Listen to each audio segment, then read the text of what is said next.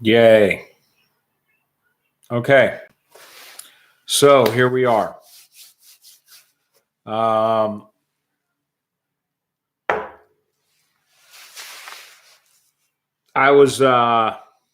am in a kind of weird position in that if I make a prediction about something and then it doesn't come true, then people don't want to believe me, blah, blah, blah, blah, blah, whatever.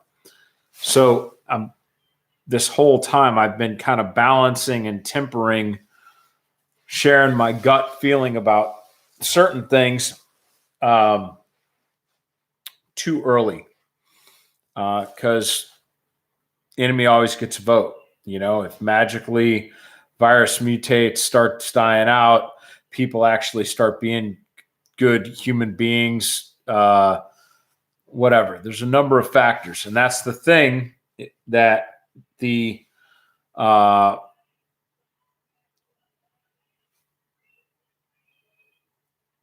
alarmist shamers are equipped with is the fact that if we do everything right, then this isn't a death plague. And then they can point fingers and be like, see. And when you look at H1N1 and you look at SARS and you look at Ebola, how many times did I have that shit thrown in my face in conversations? Like, oh yeah, this is the next big one we have to worry about. Well, you didn't have to worry about the last big ones because somebody actually took care of that shit. The Chinese essentially went door to fucking door and took 1 billion people's temperature to stop SARS because SARS symptomatic was infected. So that worked out well for them. Couldn't pass the disease if you weren't running a fever. Get out a bunch of conscripts and some thermometers. Let's do this. SARS-CoV-2 is not that way. And between all of the bullshit testing that's been done worldwide, it's been really hard to plug data in on the front of these predictive models to get solid predictions on the backside. You know, it's essentially the exact same conversation that I have when we talk about the Oracle being any of y'all's ballistic software. You cannot have applied ballistics, and when it asks you for barrel length, and you're like, I don't know, 14 and a half, 16, 18, whatever it takes. And you just start putting random ass numbers in there. If you give applied ballistics some random ass numbers, applied ballistics is going to give you some random ass dope. And you're going to be like, stupid ballistic algorithm doesn't work worth a shit. Look, I aimed right where it told me to, and my bullet didn't go there. Yeah, because that entire process was flawed. And, unfortunately, our first community to undergo this outbreak internationally was in the middle of a communist dictatorship. Balls. But one only has to see that in controlled conditions that the R0 was way in excess of reported numbers.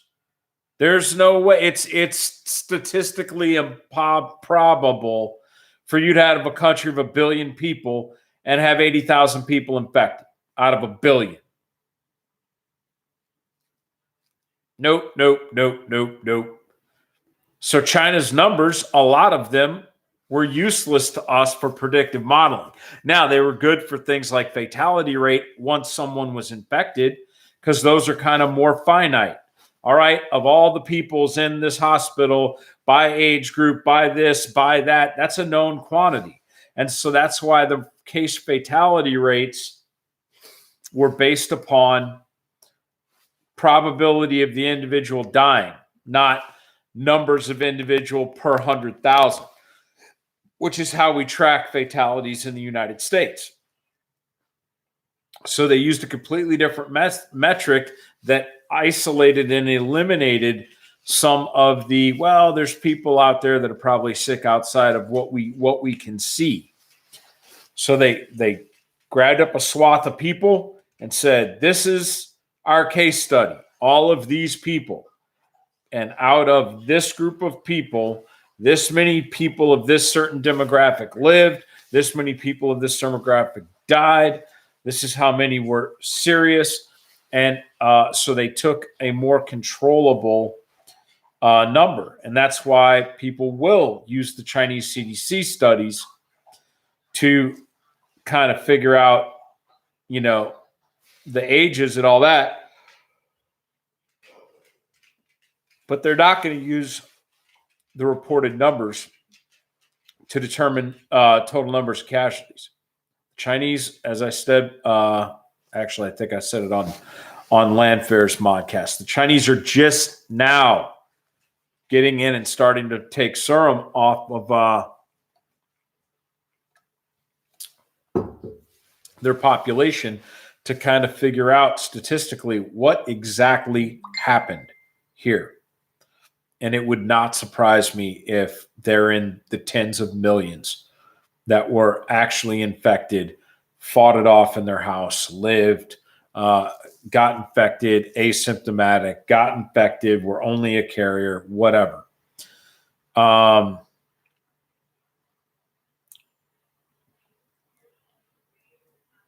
So I don't care about all that. Why am I talking to you guys tonight? Because there are people that still are not able to read between the lines. I was on a closed Facebook group that was full of active duty, which means they should have access to the government internet, and retired military E9s. Yeah, you just know that Facebook group is just a load of fun. And the Ohio governor brief was like the first of the chain. My governor, well, my wife's governor, since I'm not a resident of this state, my wife's governor just put out his brief a couple less than an hour ago. Okay, so this evening, and I've been away from the news, so some of you guys are more informed than I about each specific state's whatever. But I caught part of de Blasio's and I caught part of the Ohio governor's briefings. I also watched little Anthony F. Head doctor dude, one each, working as Trump's right-hand man on this deal. I watched him go on 3 different morning television programs in the same weekend. That's a dude that's working 19-hour days already. He couldn't be on all them places at the same time, which meant that some of those deals were pre-recorded. So 3 different networks had my man on this morning. Why? Is a guy that's been getting his ass bent over in Congress 2 or 3 times this past week, testifying at hearings, having to give daily task force updates to the president. And that's just feeding the elephant, just reporting to bosses. That's not even actually focusing in at the problem. That's just briefing people about you focusing in on the problem. So when I say my man's working 19-hour days, like without a doubt, I know that's the real deal. Why would he go on 3 different morning shows today? Because they're transitioning into the next phase of the control of this epidemic in country. And then he came out on the Trump task force. So skipping right to the end, shit's about to go down. And I'm giving you guys, the people in this close circle, probably a 12-hour head start, 10-hour head start on the shit that's about to come out tomorrow.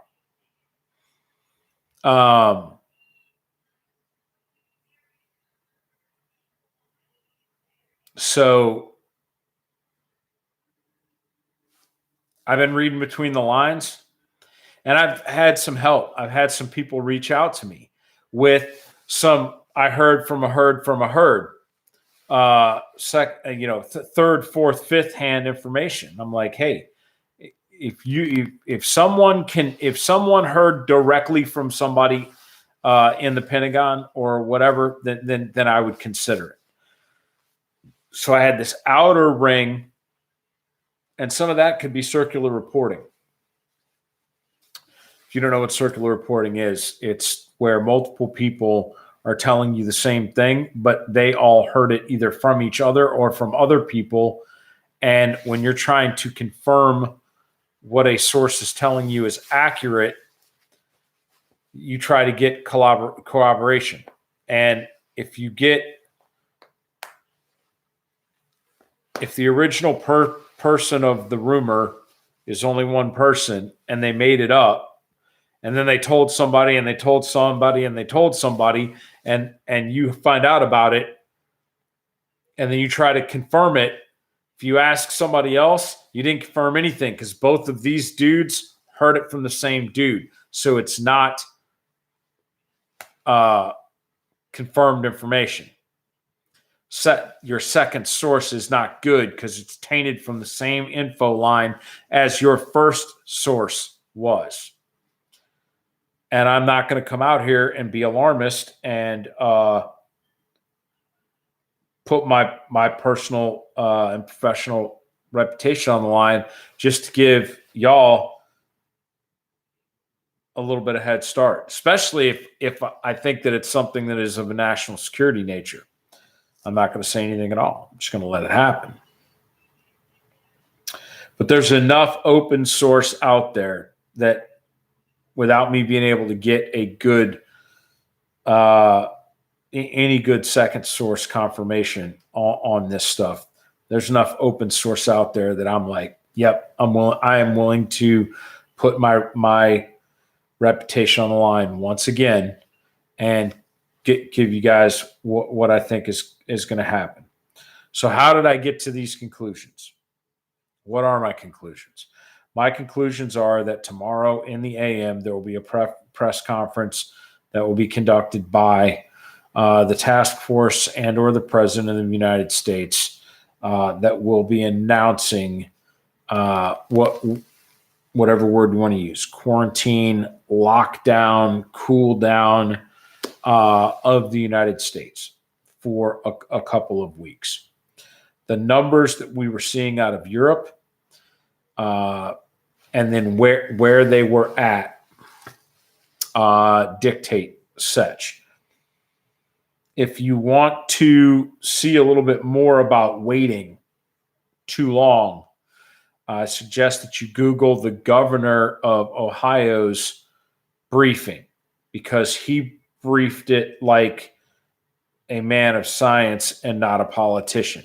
He showed the bell curve, and everybody has seen some talking head do that, or some doctor do that, or some government official do that. Y'all have seen me do that multiple times. Well, he does that, but he's got it out on the whiteboard, and he compares, contrasts outbreak of St. Louis and Philadelphia. One of them waited 10 days after they saw that they had widespread community outbreak or whatever, or beginnings of community outbreak. I don't know what the start point was on the governor's thing, because I came into it in the middle of the brief while he was talking on the whiteboard. Philly waited. St. Louis didn't. St. Louis has a fucking flat hump. Philly, boom. Case, cluster, boom. And they reached exponential growth.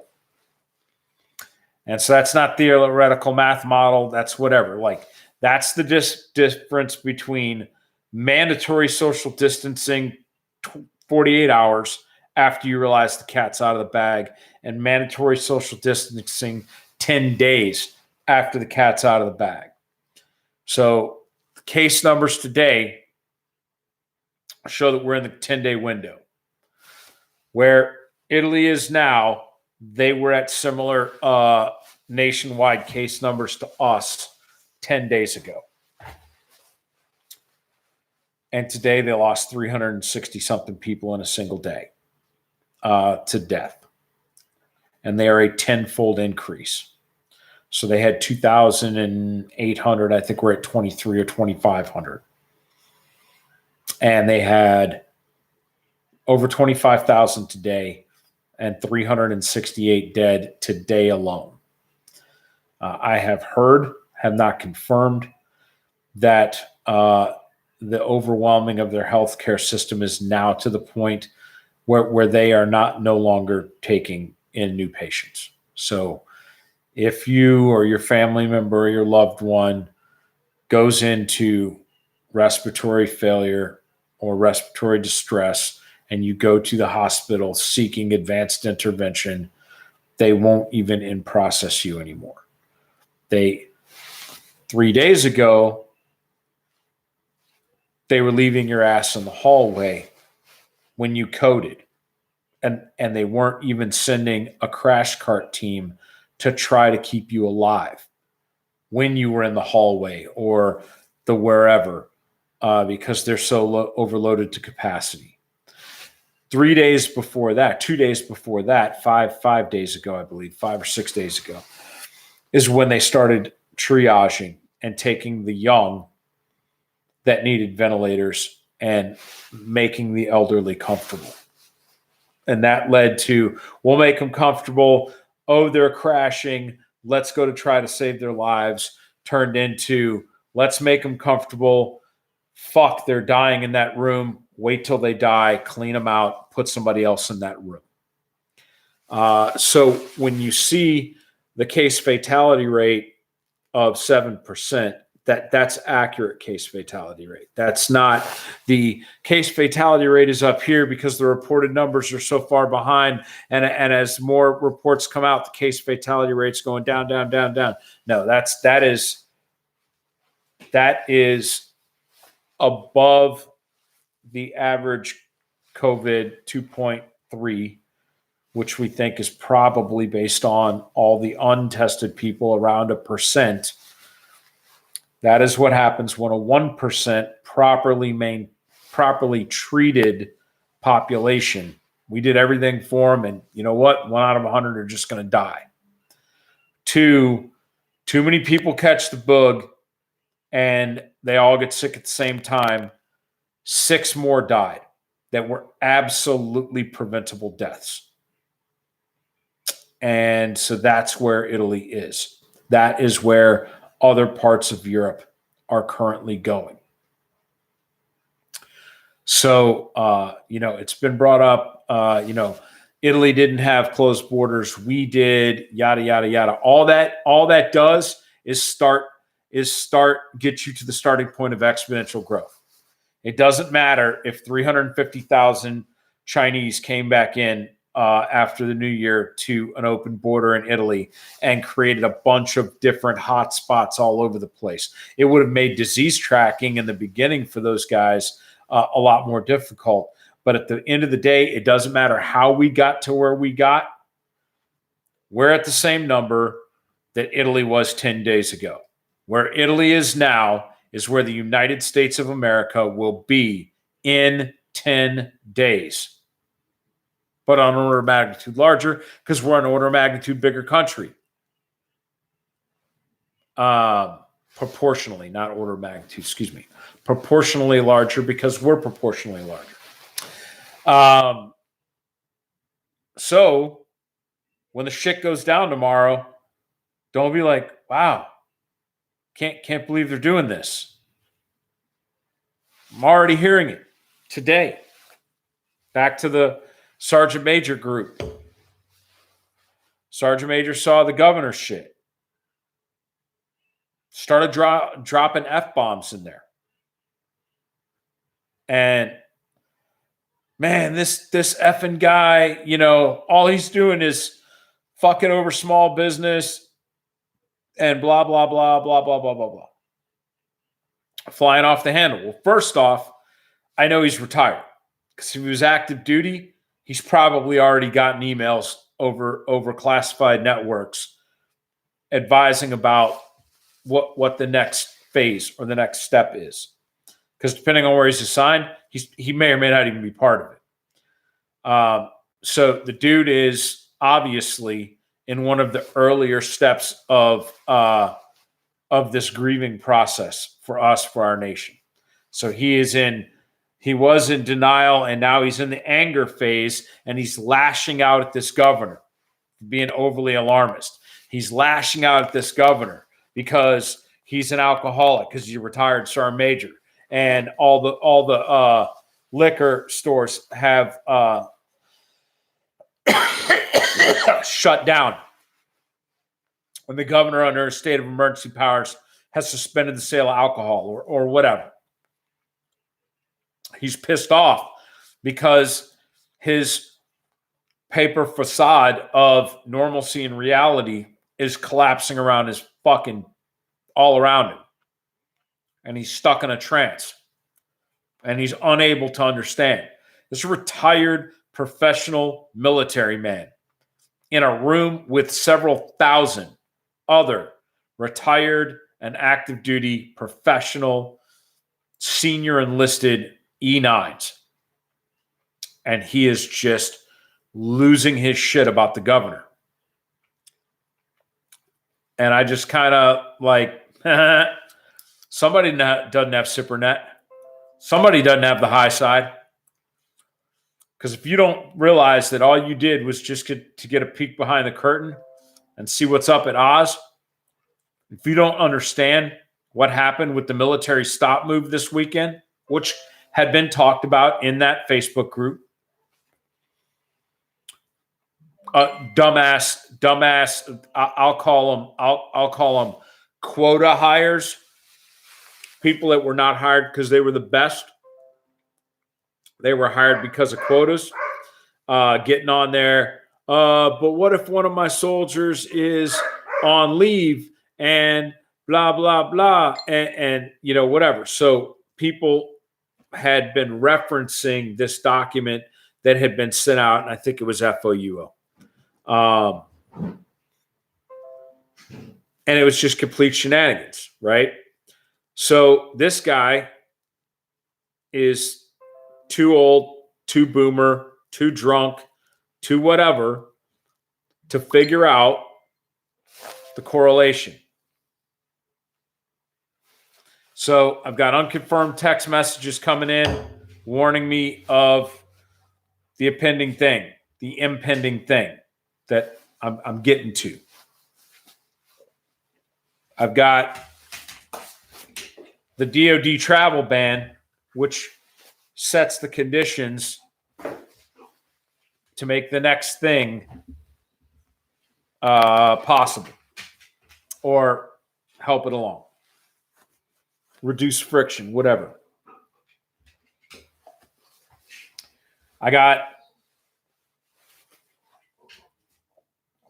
Anthony running around on every talk show socializing.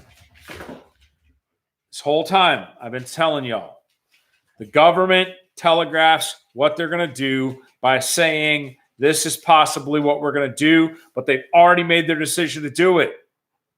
They're just putting the pieces in place to make it happen, and they're giving you a couple days to stew on the bad news so that when they do it, you don't say, what? What the fuck? I have not seen a single thing put out by the government since this whole thing started that I was like, damn, didn't see that one coming. Some of it has been more subtle than others, but the signs have all been there. You have to read the tea leaves. So Annie, talking about social distancing, talking about the young not taking the virus seriously, not thinking they're at risk, not thinking about their communities and thinking about themselves. This psychological psychosis of mass hysteria or mass delusional hysteria that we are still where we were 3 weeks ago. It's still the same planet Earth. It ain't the same planet Earth. And the world 3 weeks from now ain't going to be the Earth that you're sitting on today. So now it's time for the tough love. Because I'm done watching grown-ass, intelligent, professional men that are my friends in a state of psychosis. Fuck that. It stops. Stops now. Now it's time for the tough love. Wake the fuck up. So Anthony's out there planting the subliminal messages in y'all's minds. They have the press briefing today with Pence, Surgeon General, and Pence and the guys decide that they want to highlight some of the public health officials from the Department of United States Department of Public Health. Active duty military personnel. White House briefing, not the Pentagon. This ain't the CENTCOM commander and some faded ass desert marine digipats talking about what shithole they blew up with some predator feed in the background at a Pentagon briefing. This is the White House of the United States. I have never seen an active duty Department of Defense service member step foot into the White House, and I've been there. Step foot into the White House in other than dress uniform. All 8 were in blue fucking BDUs today, to include the Surgeon General of the motherfucking United States of America. Why? They've been working so hard. They just came out of their huddle and fuck it, man. You know, let's just it's cool. You don't have to get back in your uniform. No. That was a deliberate subliminal message to the United States that we are moving into a wartime footing against this virus.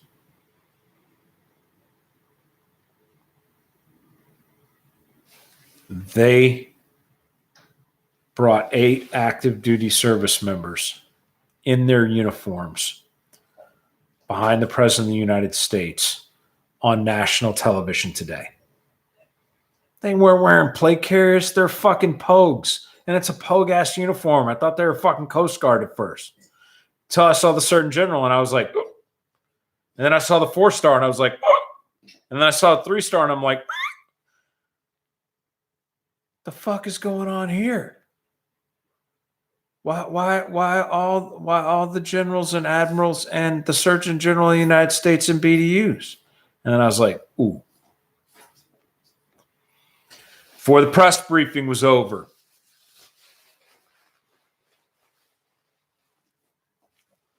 VP mentioned a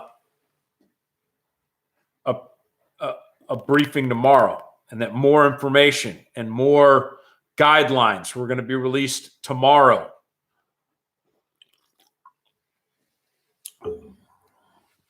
He should have cut it off right then, but he took a couple questions, which of course was like chum in the water. Mr. Vice President, you can consider quarantines and shut down domestic air travel and blah, blah, blah. The Vice President's like, let me put you on the phone with Anthony. Steps out of the way, brings little Anthony up there. Anthony's like the official bearer of bad news for this administration. And so bring up little Anthony. Here come little Anthony. Big old Jew knows I got one. And his glasses on. And he's like, as I stated before in the talk shows today, we are looking at every option, and we are continuing to evolve them. And he goes, I'm not going to get out in front of tomorrow's briefing. I'm not going to tell y'all, because they're like, well, it's obvious you've already decided what you're going to do. He's like, we're continuing to look at all the options and all the data and blah, blah, blah, blah, blah. And he refused to budge. But he left them with, the United States is prepared to take any and all measures to keep the American people safe and mitigate the effects of this virus, to flatten the curve and reduce the strain on the health system.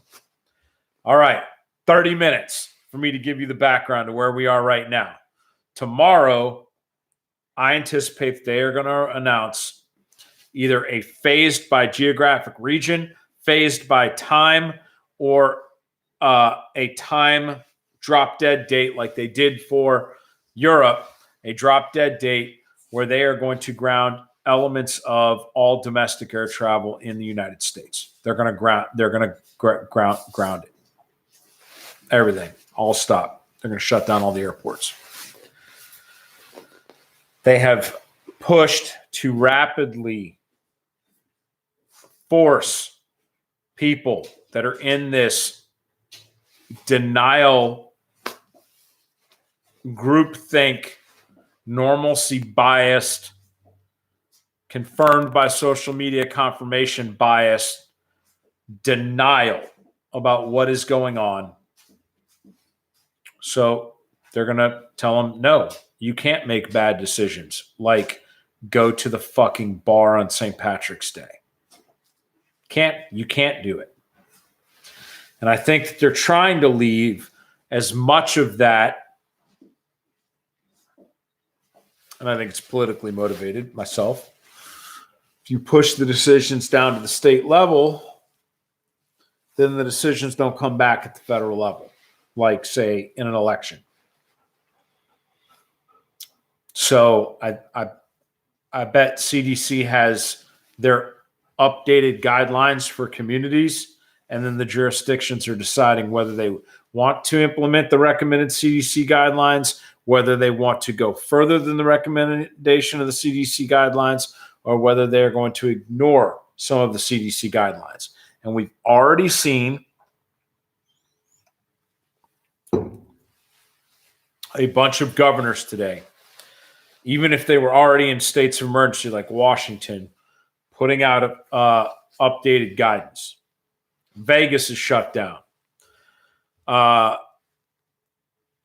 MGM announced all of their hotels, big long list of them. Everything that's an MGM property is being closed down, effective.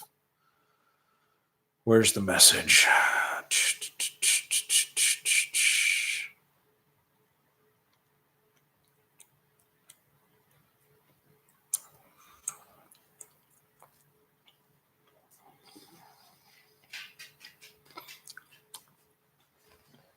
Aria, Bellagio, Excalibur, Luxor, Mandalay Bay, MGM Grand, Mirage, New York, Park MGM, and Vidaria.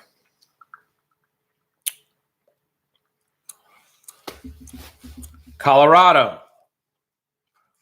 Anyone who has been in Eagle, Summit, Pitkin, and Gunnison counties, I want to go ahead and say that's probably Boulder and Denver, even though I don't have any knowledge of the geography of the state of Colorado. But if I was a betting man, I'd say that.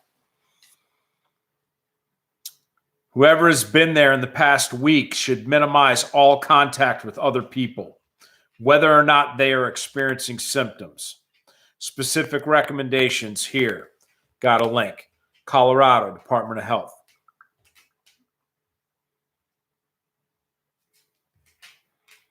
So, if you're here in this group, you probably don't have your head up your ass. But you absolutely are working or living with people that have their fucking head up their ass.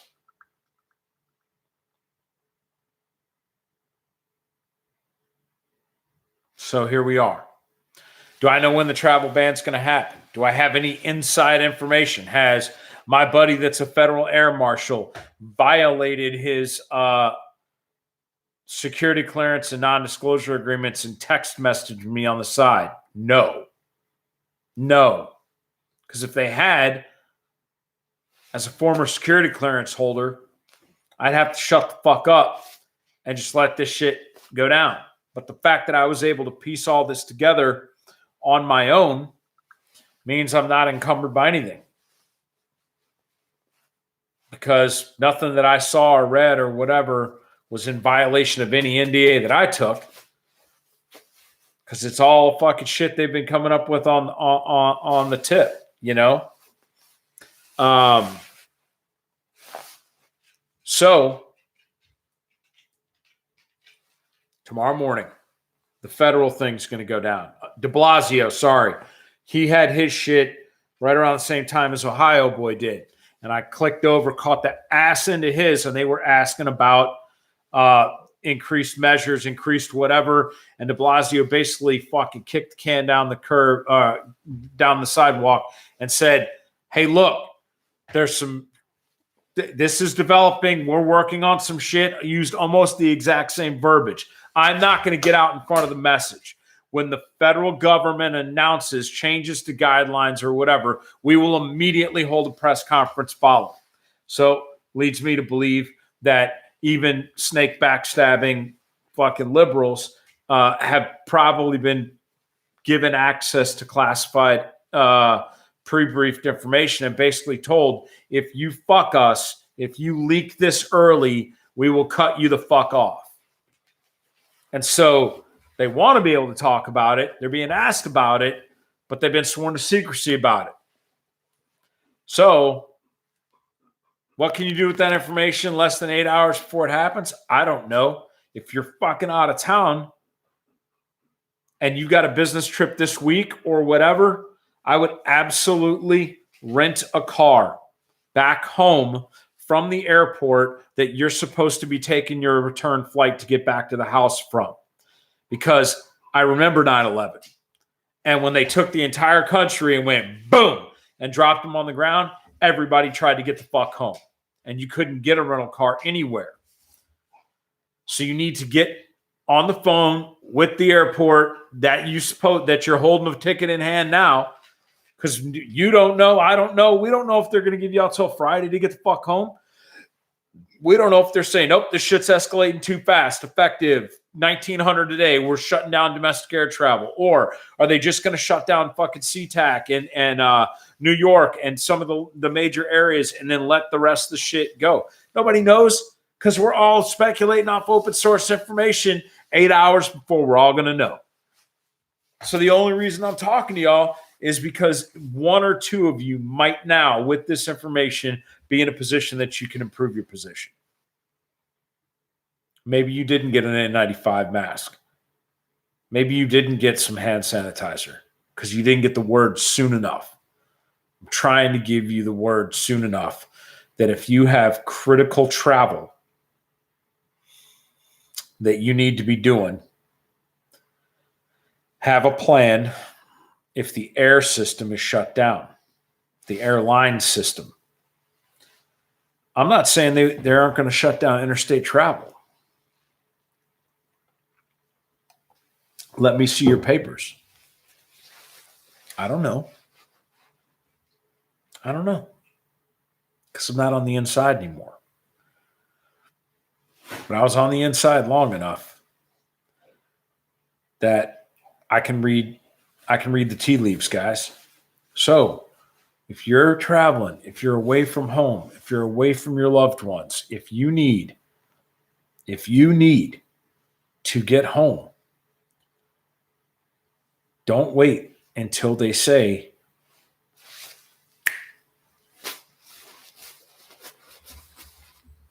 if you could change your flight to tomorrow, I'd say before noon, change your return flight, then do it. The airlines are already pretty well backed up. They don't even want you calling if your flight is more than 72 hours in advance. And they also have the automated thing. Because I was supposed to fly to Los Angeles today, and that trip got canceled, obviously. I was supporting one of my clients with a customer. So client says, hey man, due to the customer's work schedule and whatever, that trip's been canceled. Okay. Well, I'm supposed to go to San Antonio at the end of the month. I'll just call Delta and change my flight. So I call and I get the automated message, and the automated message says, hey, If you don't have some fucked up travel within the next 72 hours, don't even bother. Don't even bother talking to us.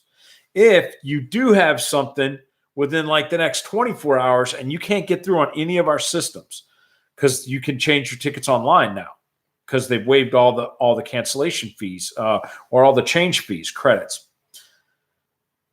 If you can't get through on any of our systems and you actually miss your flight, don't worry, you'll be credited for that. So Delta was straight up saying, like, I could have not stayed up and talked to the lady at customer service at all. I could have just gone to sleep, blown my flight, and then called them up and said, yo, hey, missed my flight. Book me on some new shit. And they would have done it. Fortunately, because I'm, diamond medallion of the universe, I got a different concierge number than the Poors. And so they told me it was going to be a 22-minute wait. They called me back in 5 minutes. And I changed my flight. So I got a flight at the end of March. If that's inside of the travel window, they'll kick that can down the road again. I'll open up my calendar and be like, oh, look, Ridgeline, New Hampshire class, no fail pistol in August. Hey, put me down for some August motherfucking plane tickets. But I'm not losing any money over this. I mean, I am. I'm leaving money on the table as far as unearned things in this spring. So if you're waiting for no fail in Mead Hall, guys, I got to tell you, I just don't think that. I don't think that class is going to be able to go. I don't know how long this restriction is going to go for, but even on the backside of that, let's say they just do a 14-day. Everybody's thinking 14-day quarantine. Like, freeze as many of the people in the United States as you can for 14 days, and let's let it burn out in these self-isolated people, and we'll drop the number of infected way back down. So it's kind of like resetting the clock because they fucked up and they let it get out of containment, right? So if we self-isolate and 80% of the people are minors, okay, all minors, go the fuck home, get sick, get better. You're good. Now we got the 20% bad, but we're sharing them across the whole country. Healthcare system can handle that. We're going to lose our 1% to 2%. Okay. Casualties of war. But the healthcare system at least has a fucking chance. Think back to Saving Private Ryan and that medic on Omaha Beach when he's like working and working and working. He finally gets in, he stops the bleed, and then the casualty gets shot in the head, and he throws the field dressing and says, fucking just give us a fucking chance. If you don't think that's not the Italian healthcare workers right now, you're wrong. So I'd wrap your head around within the next week, unless you're critical or essential personnel, probably going to be voluntold that you just need to fucking stay the fuck home for a couple weeks, man. I really think. No matter how this manifests, I'm speculating they're going to stop the planes, shut down the interstates, whatever, blah, blah, blah, blah, blah. That's not the point. The point is what they want to do as CDC is fucking freeze everyone in place. Let the virus burn out. Now they have the fucking testing in place. So when we let everybody go again, we know there's still sick motherfuckers out there. When we let everybody go again and it starts to flare up into clusters, the drive-through testing is going to immediately fucking find it. And we're going to be able to fucking dogpile these clusters of community spread like South Korea was doing, like we thought we were going to be able to do before we realized that the virus had circumvented our surveillance measures by watching the fucking knowns that came in from overseas. So it's giving us a round two with this virus. If we do not properly isolate this country, we're going to get into exponential growth. And in 60 days, according to the exponential growth model, in 60 days, we will have 10 million infected in the United States. And that number will increase on an order of magnitude of 10 every 14 days. So 10 million in 60 days, 75 days. I'm sorry. No, in 2 weeks. Once we reach the 10,000 round, once we reach 10,000 infected, it will go to 100,000 in 14 days. It will go 10 times more than that in another 14 days. So it'll be 1 million. 14 days after that, it'll be 10 million. And 14 days after that, it'll be 100 million. So yeah, in about 60 days, it'll be at 100 million. 2 weeks after that, it'll be 200 million people. If we just sit back and do nothing. So that's why you're all here. You're all here not only to get the answer to the test a couple hours early, but I wanted to share with you how I came to these conclusions, because the data points individually are all out there and they're all benign. But until you start linking them together, unless you're wired for it, you're not going to see the big picture, because they don't want to come out with a giant sign. It's kind of like when a woman wants to get fucked. If she says, hey, you need to come over here and pound this pussy, it's like not classy, right? But then you also have like the really nice guys, and the woman is like all over them, dropping hints. I really like you, dropping hints. And at the end of the day, the guys are, I don't know why she doesn't like me. And she's like, Jesus, do I have to get like aircraft cones and point at my vagina? So the government does not want to point aircraft cones at their vagina and say we're about to go into some kind of lockdown. But they want to give those hints, let them pheromones get out there so you guys can come to your own conclusions, so that when they tell you you can't go wherever, especially, us libertarians, like, the fuck you mean I can't go wherever? This is America, motherfucker. And then we got problems. So now you guys know how I've come to the conclusions that I've come to. I have been talking to people that have talked to other people, but there has been no data that I have received via text message, phone call, whatever, that I would stake my reputation on, or would be so valid that I would be like, damn, I wish I hadn't heard that. All right, now I got to shut the fuck up and not share. So talking to you guys helps me go through the process. When you look at the stages of grief and whatever, there's some bargaining in there. Watch I Am Legend, and he's trying to get his kid and his wife out, and he's like, maybe in a week, maybe in a day, if I can do it. And she like grabs him and she goes, what are you doing? Like, why aren't you what do you mean you're sending us away? Why aren't you coming with us? And he's like, this is ground zero. This is my site. And he gets upset and he lashes out. And he said, I can fix this. Well, I know I can't fix this. But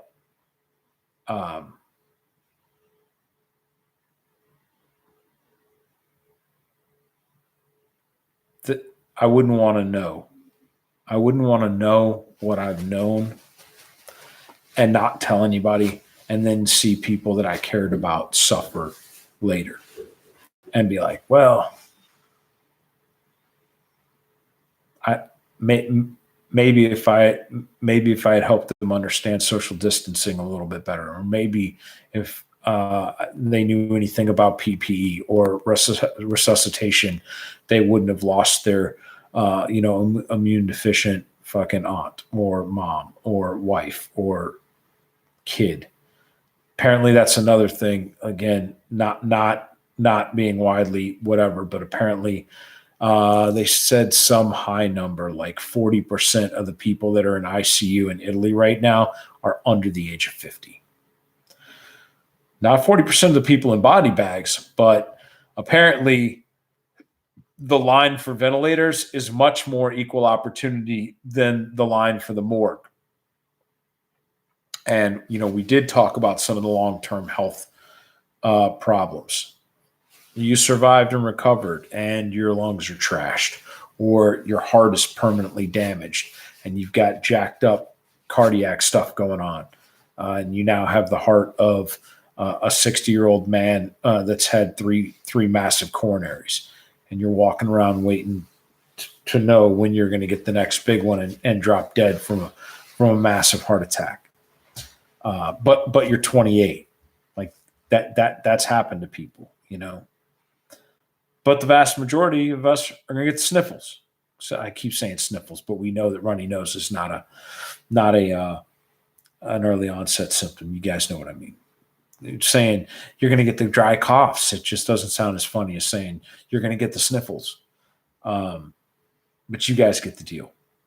So the lockdown, I think, is potentially the lockdown, in whatever way that thing manifests itself, is going to give us a chance to get the testing centers up, hopefully burn this virus out in the privacy of our own homes, and then we'll get another chance to do it right because we fucked it up so bad. That's my hope. I'm not on Team CDC down in the bunker having these conversations, but I know more about fucking microbiology and fucking pulmonary, respiratory, whatever. I was joking around with one of the doctors. I was like, man, I've spent way, way too much time getting smart on physiology of this thing and how it kills or whatever. And it's days of my life that I can't get back now. I should probably go back to school and just like get a medical something so I could at least recapitalize on all this bookworm shit that I've done. And he was like, oh yeah, dude, you should totally go to PA school. So I'm actually kind of thinking about that in the back of my head about maybe getting into some type of program. So that's all I got, guys. I'll go back and look at some of y'all's comments and questions. I know it's late on the East Coast, but when the hammer fell tomorrow, I didn't want anybody here to be like, I know I didn't give you guys a whole lot of time. I mean, there's an OPSEC perspective of it. But then there's also a credibility perspective of it.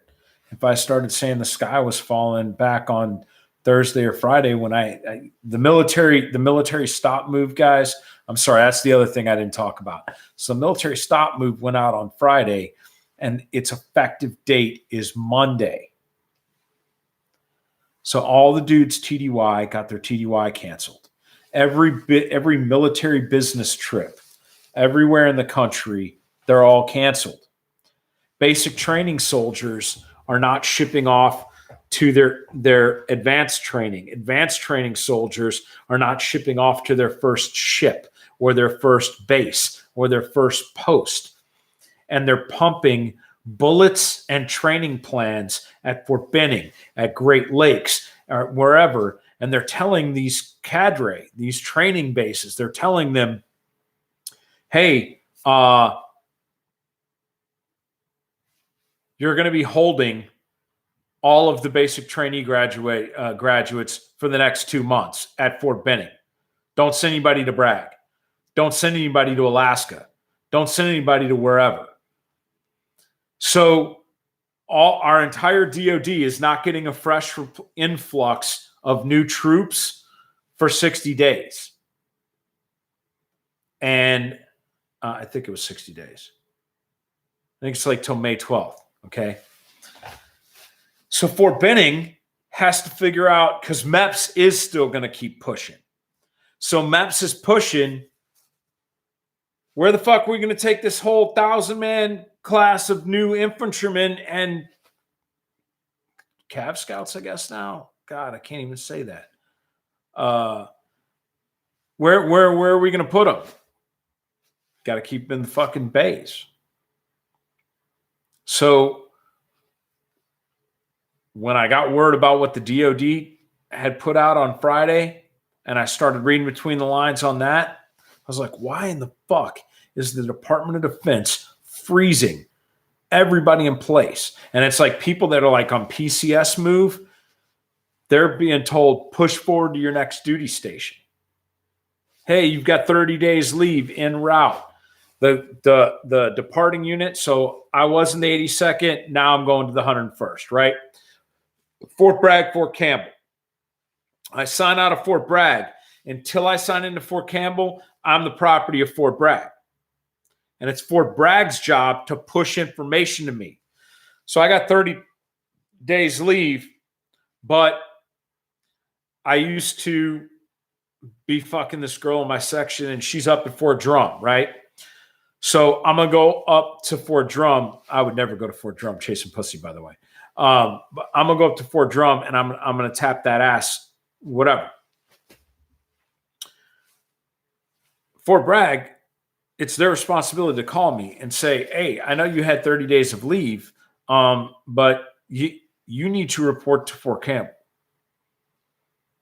Damn, booty call canceled. So the DOD took this weekend to move thousands of people that were random electrons that were going to get caught up in the upcoming travel crisis of everybody trying to get back to their homes. And they fucking gave them the entire weekend when nobody else was flying because of the panic to get the fuck back home. Because they knew on Friday what the federal government was doing next week. That was the other piece of the puzzle for me. Why the fuck is the DOD doing that? If they were going to be doing some nationwide military quarantine shit, where they were going to pull up our entire active duty and start coaxing people on the highways, I would think they would want all the new guys. So they got more bodies to pull guard, to do whatever. But because they locked everyone down, I had to figure out why. Why is the DOD? And yes, they're worried about cross spread. They don't want people coming in, traveling in, and then infecting the population of the people that they will need for the checkpoints or whatever if things were to get that bad, right? They've got to keep preserve the sanctity. Middle of last week, Infantry Training Center put out, if you go to jump school or if you go to any school on Fort Benning, well, if you were like a married dude or from another base or whatever, and your unit wanted to pay TDY for you to stay off post, you could do that. You could stay in a Hampton Inn. You didn't have to stay in the barracks or in the lodging of Fort Benning. If your unit wanted to pay your TDY to stay off post lodging is authorized or whatever, they could do that. As of last week, no. All personnel going to Fort Benning for training were confined to the installation during training. So if you're an airborne school student, you couldn't go to Victory Drive and get titties in your face. You were confined to Fort Benning, could not leave Fort Benning. So the DOD had already started social distancing measures because they had infected on Benning already. Pentagon had to shut down. Pentagon had to fucking shut down because they were starting to see closed space, aerosolized transmission. No workspaces with more than 6 occupants were allowed to be filled. Maximum use of telecommuting, which of course opens us up to all kinds of cyber threat, but the DOD is a couple weeks ahead of where America is going to be. So that was one of the final pieces of the puzzle for me, seeing that shit go down on Friday. I was like, so I've been looking all weekend, looking. And then today's series of press conferences, I was like, we're done. We're fucking done. As soon as Pence said tomorrow, and as soon as they started deflecting specifics about the next day's briefing, I was like, oh boy, here's the bombshell. Here we come. So you guys start a betting pool, doing over under how fucked up Chuck is, how wrong I am. They're not going to fucking stop domestic travel, or they're gonna give us till next Friday to stop flying, whatever. Like there's going to be elements of what I just laid out as my hypothesis that are going to be wrong, but I ain't wrong.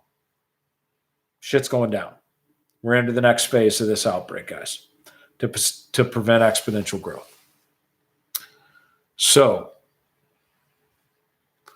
there's my open source analysis of the State of the Union. Let me go back and read some comments. I always love to read the comments, unlike on the real internet. The Chucknet, much higher quality of citizen than the internet. Internet, don't know what the fuck is going on out there. I need to go to the Garand Thumb school of ignoring the comments in the comments section.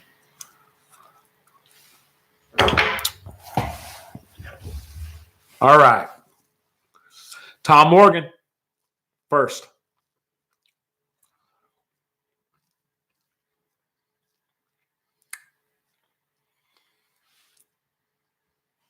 AT said, Chuck Buddies Unite on the Chuck net. I sent up the Chuck signal. Like where your head's at. Jack, like where your head's at. Stay safe down there, buddy.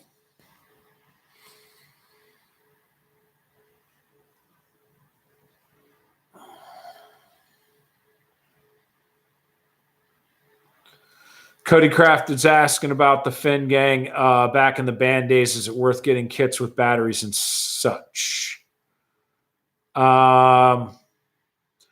Since the ban date, the date of the ban of the cheap Chinese multi-spectrum radios and outlawing their import without firmware updates that locked out those open architectures, I have not actually gone back to see if either the radio manufacturers self-regulated themselves or the federal government actually enforced that ban, resulting in thirdly, lastly, whether or not those radios are still available or not. I'm pretty sure that if the Chinese can sell eye-safe cat lasers that will set a match on fire, that the Chinese probably also do not give a fuck. If they don't give a fuck about FDA guidance, they probably don't give a fuck about FCC guidance. And there's probably still some bootleg-ass radios available out there. So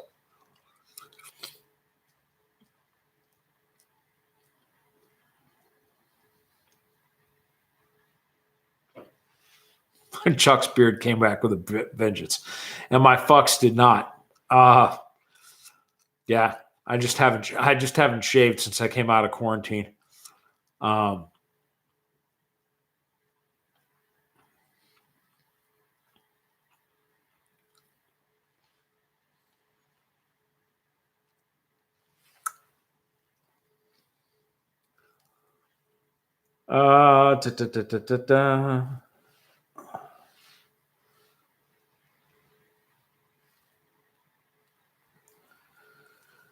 Yeah, shutdown of all clubs and bars in Illinois. You guys have heard that. Like all the governors. It seems like most of the liberal governors came out first. I don't know if the governor of Ohio is a liberal or a Democrat, but Illinois, De Blasio, Governor Inslee. Yes, I know De Blasio is not the governor of New York, but New York City is kind of its own state. Cuomo did come out as well, though. So governors in a series of press conferences this afternoon, starting immediately after or simultaneously with Vice President Pence's daily task force briefing, started dropping these more restricted guidelines, reducing the number of public gatherings down. In Washington, it's now 50. Can't be in a public gathering, any type of public gathering with over 50 people in it. Restaurants, takeout only. That kind of shit is all kicked up. We don't have to worry about liquor stores here because you can buy liquor in the grocery stores. Now, I did not see that there was any prohibition of the purchase of alcohol. That's the thing about alcohol beverage commission stores. If the government owns the fucking store and they're trying to tell people to social distance, then they can cut you off from alcohol, which solves their looting, law enforcement, vagrancy, shitbaggy behavior by calling it a social distancing thing because they run the fucking store. So in North Carolina, they shut the ABCs down. They just cut off hard liquor sales to the entire state. And they can say, well, we run the store and we're telling stores not to be open, so we have to lead by example, blah, blah, blah, blah, blah. You guys see where I'm going with that? So so they can kind of play the shell game a little bit. Coronavirus is going to bankrupt more people than it's going to kill in the United States. Guys, I am not like a financial wizard. Of course, I wasn't a fucking medical wizard. Still not. But that's the next thing I need to start getting my head around is following the money. I'm watching some shit on YouTube that has me absolutely terrified. You know, the Fed apparently dropped the interest rates to zero. I didn't know the interest rates could go below zero. What's below zero interest rate? That means you have to pay the bank in order to take your fucking money and hold it for you. That's the next thing. So it's a negative interest. Instead of earning point something percent on your checking account, they will tax your checking account in order to be able to conduct banking services. But these bailouts, $8.3 billion, boom, right under the radar, man. And then $50 billion emergency reserve. As soon as he declared a national state of emergency, POTUS did, that gave him access to $50 billion in a slush fund. And now Pelosi and them, they're trying to do another bill. Governor Inslee today, when the media asked about how the federal government is failing and how they're going to be able to help out small businesses, Inslee's socialist ass actually used the words, "We need a new deal or elements of the New Deal updated for our era." He actually used New Deal. For all you young people, go Google the New Deal. Social Security was supposed to be a temporary thing. It was never supposed to become permanent. But once you start letting people suck on the entitlement teat,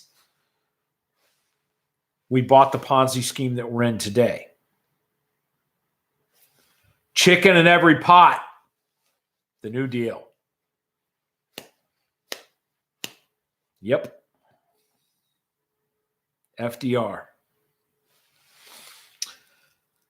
So the Dems have a whole nother round of wasteful spending coming.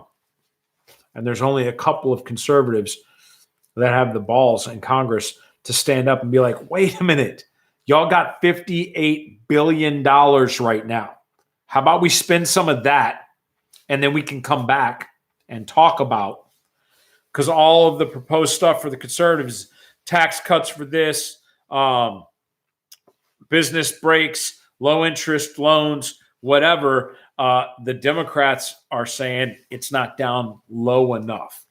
The Democrats want the government literally handing motherfuckers Katrina style. Here's your EBT card. Can't go to work. Can't go to work. Can't go to work. They want to subsidize this plague. And they're printing money. They're printing money.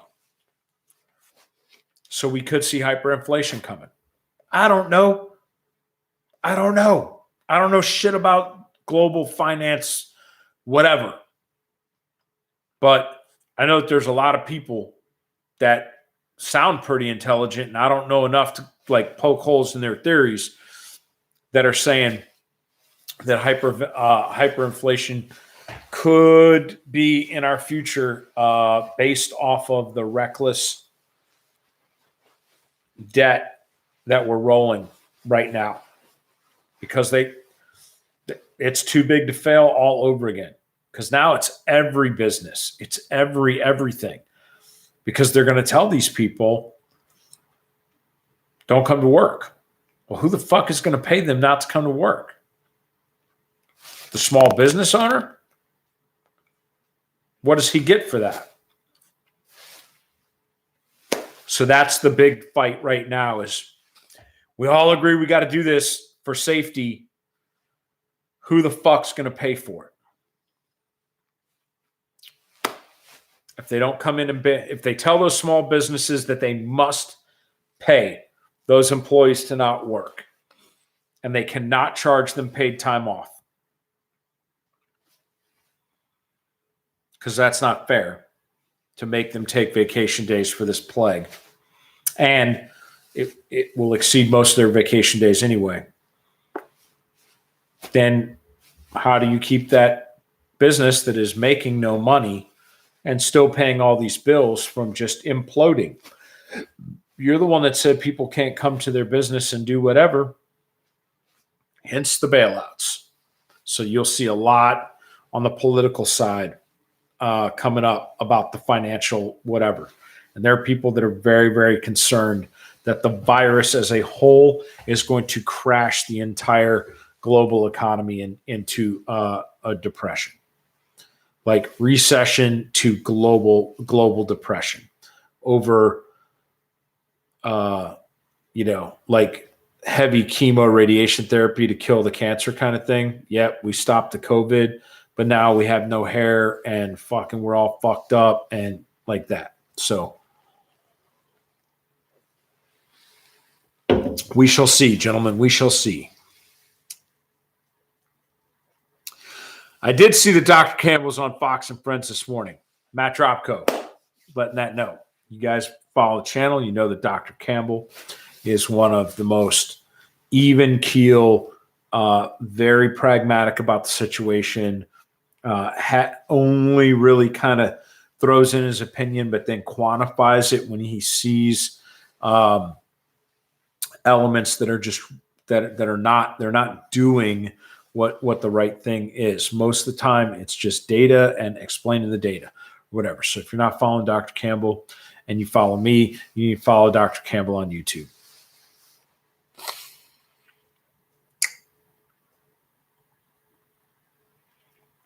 Yes, you're right. They did not want to let Dr. Campbell talk very much. They cut him off and then, he was trying to put out information and they really didn't give him a good chance, but that's fine as long as people go back to his YouTube. If that snippet drives more viewership to Dr. Campbell's YouTube, then that's a good thing, because people need to be listening to what Dr. Campbell had to say.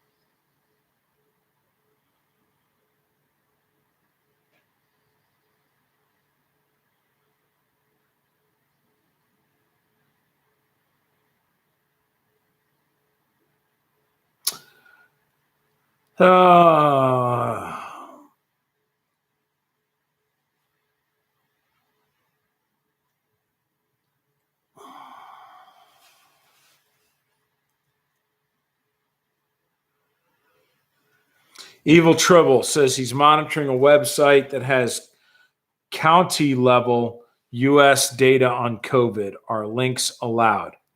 Unless it's that COVID tracker.com malware shit show that was out.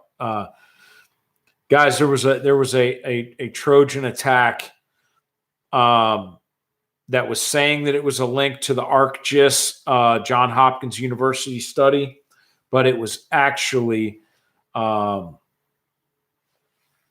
to this URL was a phishing deal, getting into your shit with some malware. So be careful about links. So Tribble posted up on the Patreon in a link. Nobody else click on it until somebody that's got Sandboxy can set up a sandbox click on that link, make sure it's fucking legit, and then come back and post that you've you've gone in as the canary in our coal mine, and that link isn't a box of shit. If you don't know what Sandboxy is, then you ain't the dude to be going in there and test clicking on that link.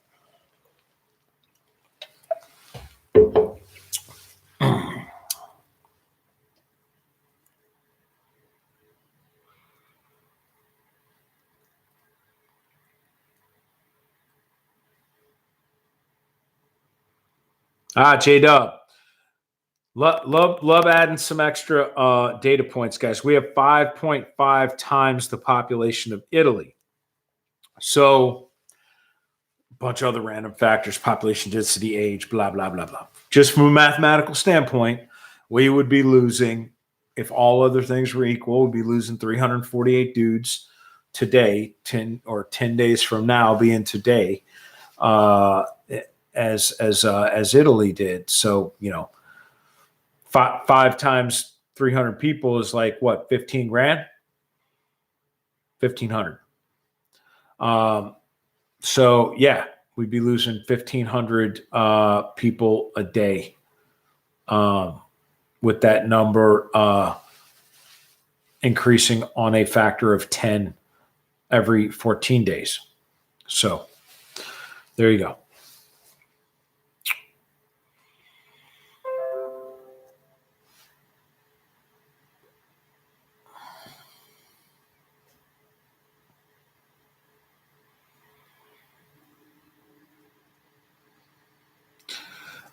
CEOs retiring the past 6 months or whatever. Most of the rich elites have large mountain bug out properties in Montana and Wyoming and places like that, and they will go there to socially distance.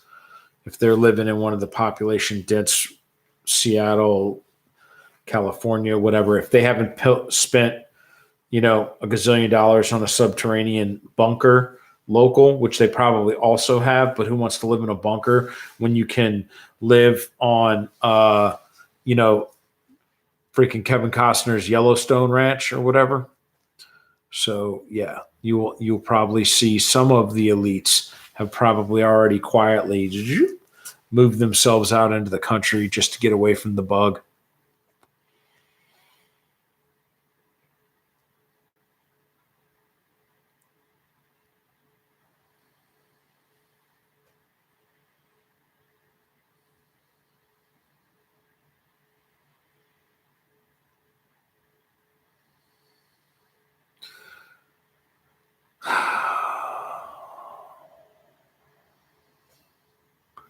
Tom Morgan's daughter works for a company, and they're having issues. Kids got pulled out of school.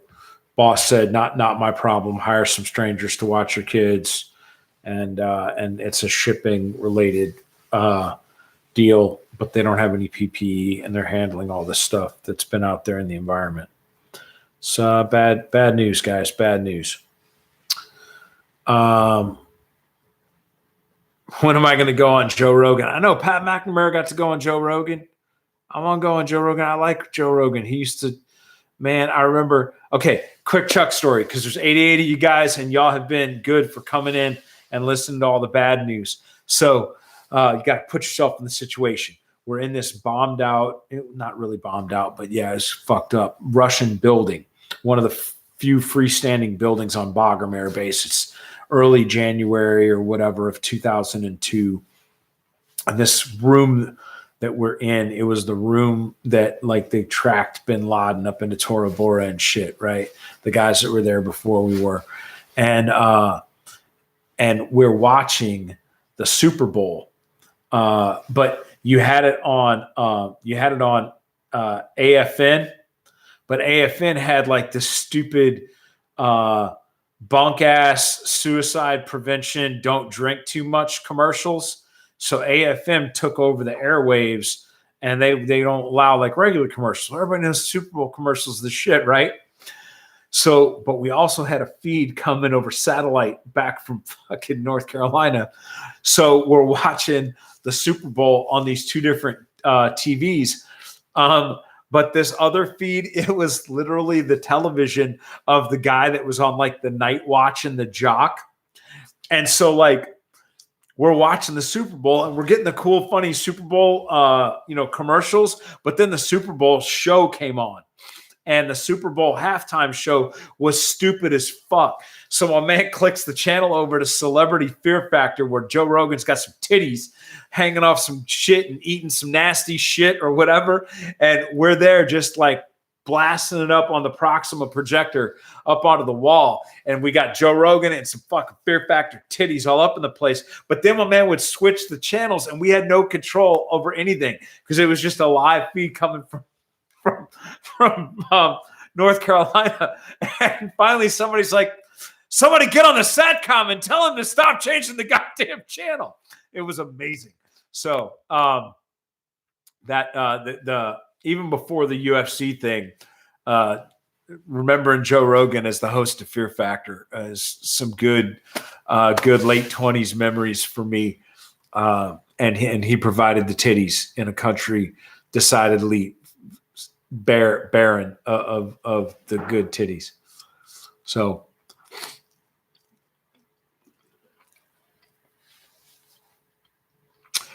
I had heard rumors about restrictions of FedEx and UPS. So like be prepared for a downsizing of the amount of runs or the amount of whatever. Also in the news, if you missed it,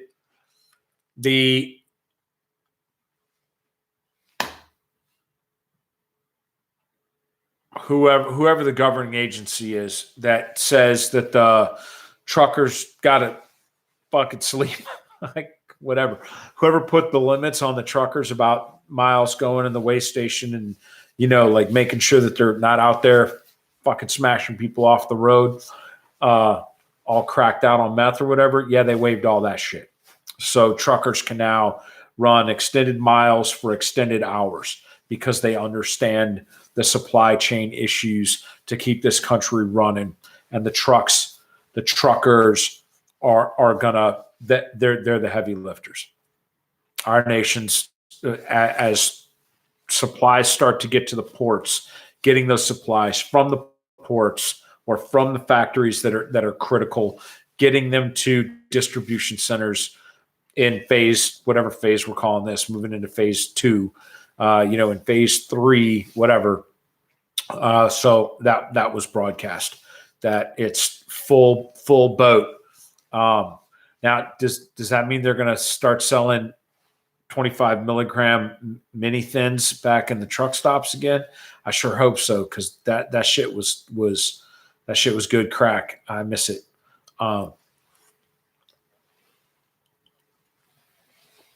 But considering it's a key component in making meth, I'm going to go ahead and say probably not going to be able to get your ephedra 25 milligram tablets at the truck stop. All right, what else we got?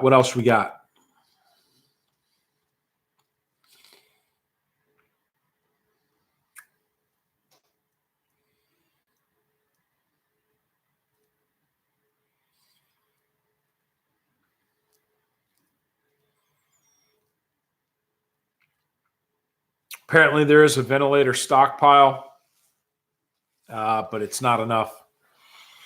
But yes, they are going to be said if we suppress the burn and then look for fucking brush fires to pop up, they can surge capability to those clusters, re-quarantine those areas where the brush fires break out in the future, flex military surge capacity, field hospitals, shit like that, which they're talking about doing. They mentioned that in the briefings today that they had full surgical field hospital ICU level expeditionary packages that they are prepared to be able to push forward.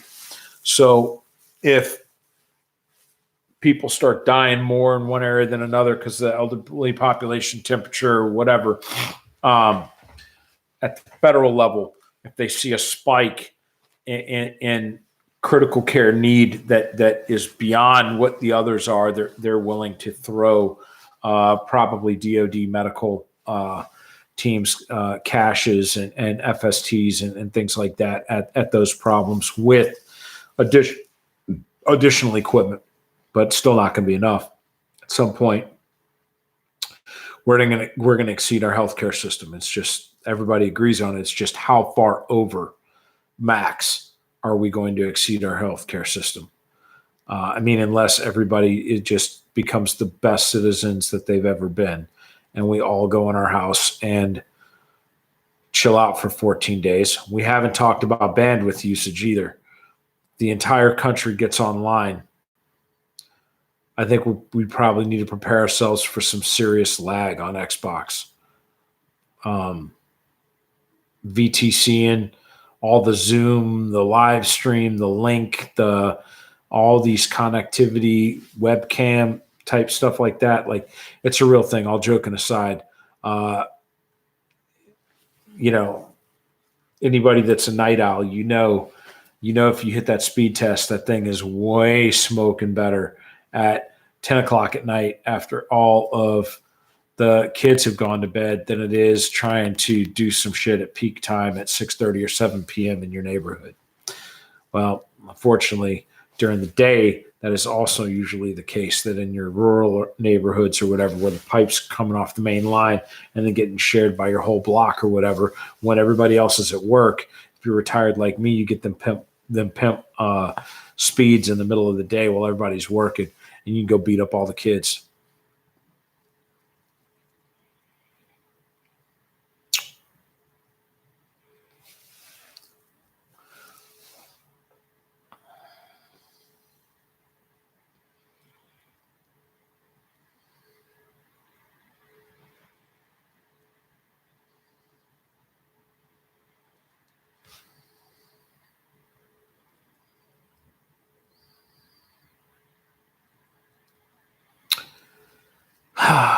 I don't know what to say about Postal Service.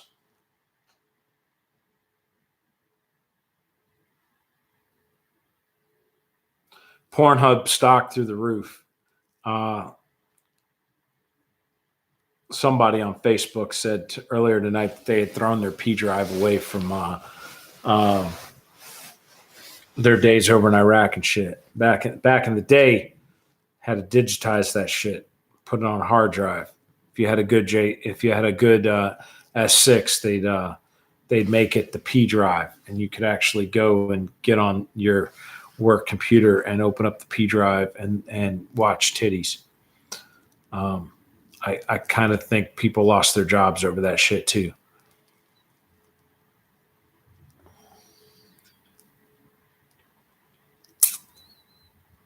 Okay.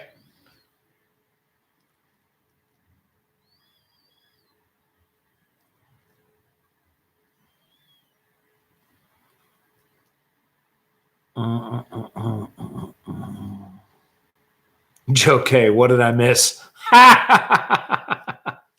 You missed about half the rant, dog.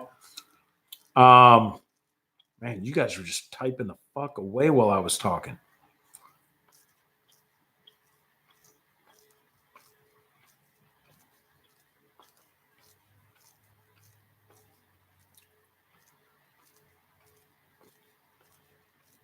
Good news, your interest rate just dropped. Maybe. We'll see.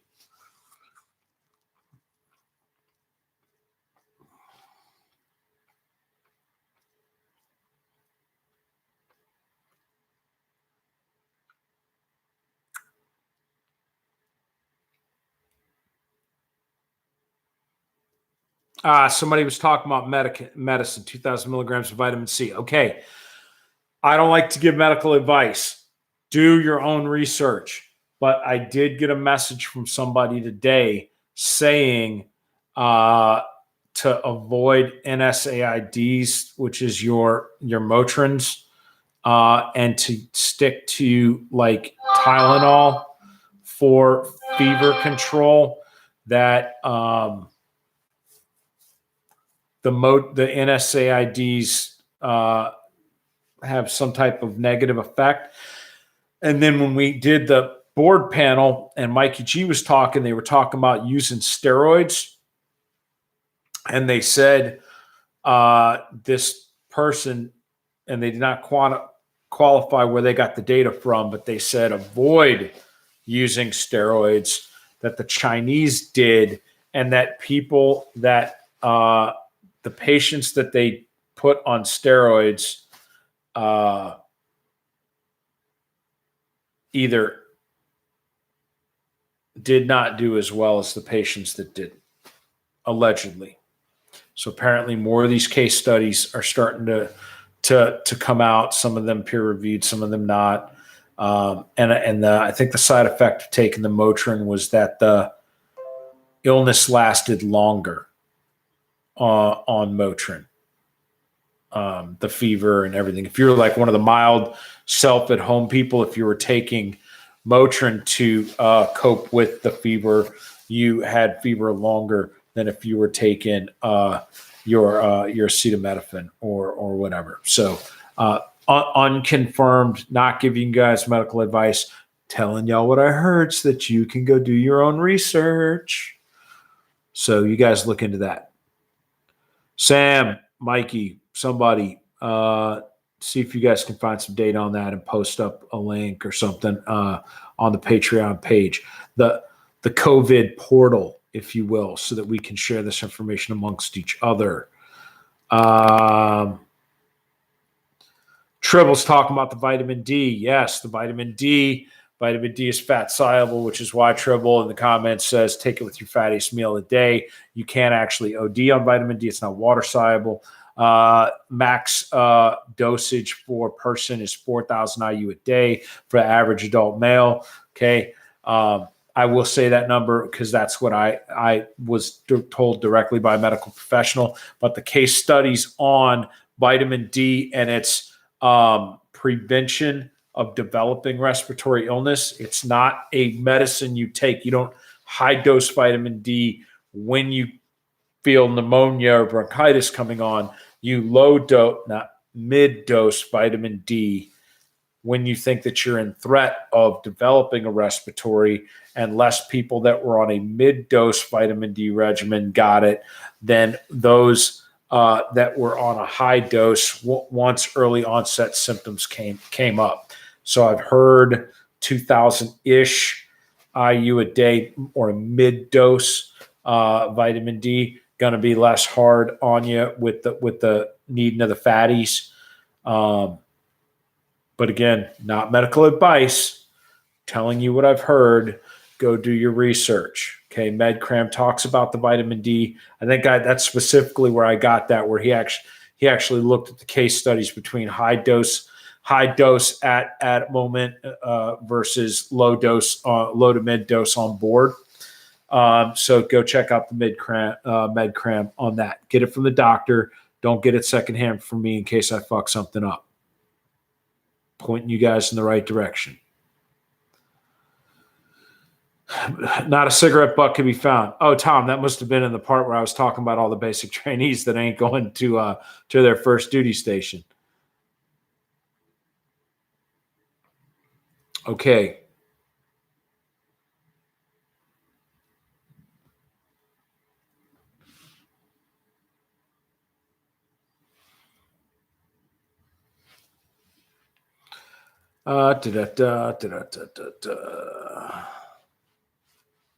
Okay. All right. There you go. We're all the way through. Hour and 34 minutes. Gonna call it. Gonna spend some time with my wife.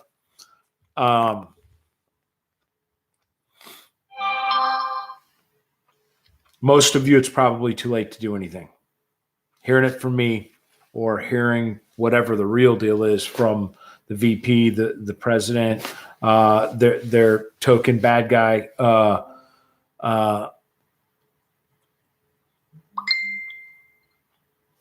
that for most of you not going to matter. One or two of you might be at the front of the line at the enterprise for an unexpected 850-mile drive, 1,850-mile drive, whatever, back to the house. And if I got you a car before all the rest of the suckers that are stuck in a part of the country they don't want to be in and all the rental cars are gone, then it was worth all of our time, I think. So anyway, be good. Don't be a fucking asshole. And don't be a fucking asshole means don't be selfish. Stay the fuck away from everybody. Just like the time to get off my lawn, like that time is kind of now. Most of you are like, man, I've been training my whole life for this. Great. All of our situations are different. I know it's really easy from a prepared standpoint, presumptively positive and post-infection prepared standpoint, and not having to go to work or answer to the man. It's really easy for me to sit back here and say, take one for the country. Like some of you guys have to put fucking money on the table. I get it, man. I get it. You got to do what you got to do.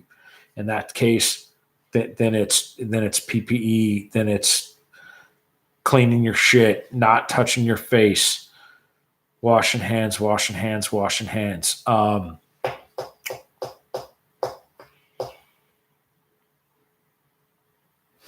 Distancing. So this is not something I was watching just before we got on here. Viral load. The more viral load you get, there's a correlation with either how fast you become afflicted with the disease once you have the infection on board, or the severity of the disease when you get it. So, me, pre-symptomatic, early onset, right? That's my highest viral load on board to me. Throat, highest viral load. All right. Throat, lungs. And I spit in your mouth. You're fucked. And it's going to be way worse for you than if I sneeze and then somebody walks through the aerosolized shit like 10 feet away from me. So the distance, and then there's a duration of time involved, whatever. So walking by somebody that's off gas and shit, a single pass through them is not going to necessarily get you enough viral load that your body is not going to be able to fight it off or whatever. So there's a whole lot of other factors. Getting droplets on you is worse than breathing aerosol. Touching a surface and putting in your mouth is less than breathing aerosol or droplets directly into your respiratory system. So the studies are now starting to come out. We're getting more data. So I hate to say that, but like at some point we'll probably have enough data to be able to determine whether going into a public bathroom to wash your hands may or may not make you safer or expose you to a higher potential of taking viral onload from particleized poop particles or whatever. That being in the confined space of that bathroom area while dudes are having explosive shits and aerosolizing their COVID booty, whatever. So just continue to every day. I think I know something about this virus. This virus illuminates more information, or the scientific community that's tracking it illuminates more information, that it helps me evolve my course of action about how I want to attack being around this virus. So continue to do your own research. I'm pretty sure that washing your hands is probably still the number one way to not get this thing, but they're already showing that the viral load from droplet droplet transmission is the highest. So when you hear somebody say you can only get it from droplet transmission, that's not true. You can get it easier from droplet than you can from aerosol. And surface contact is somewhere in there, below droplet, maybe slightly above aerosol, maybe slightly below aerosol. But they're now finally starting to assign values, numeric values to this viral load transfer. There's a word, a sciencey word for it. So anyway, that's it. Be safe. Don't be an asshole. Take care of each other. Take care of yourself. Stay the fuck home. Wear your PPE if you can't. Don't visit your grandparents anymore. Call that fucking old folks home and make sure they're doing their job, though. Contact, if you have family members that are in elderly care or whatever, contact that home and tell them, demand that they explain to you over the phone, what are your procedures? And if they're not immediately going down a checklist, we're doing temp checks on all visitors. We are confirming visitors against an access list. We are deconning packages delivered. We are, eliminating any visitation in the person's personal space, blah, blah, blah. If they're not doing all of those things, then you need to be really questioned about whether or not you want your loved one in that environment. Because I am asking those questions. And my family has asked those questions and demanded those types of answers. So, yep, that's it. That's all I got. Talk to you guys laters.